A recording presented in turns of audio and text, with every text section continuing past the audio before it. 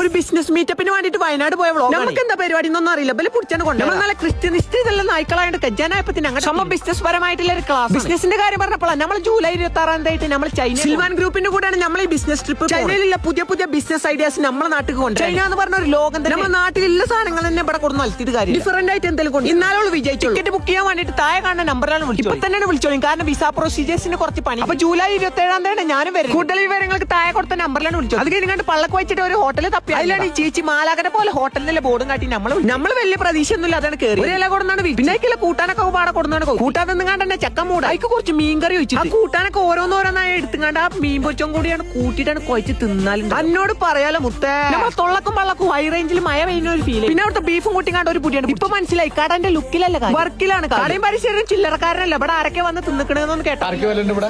Tomino, ജോറീസ്, ഹരിഷ്കണാരം, അന്നബൻ,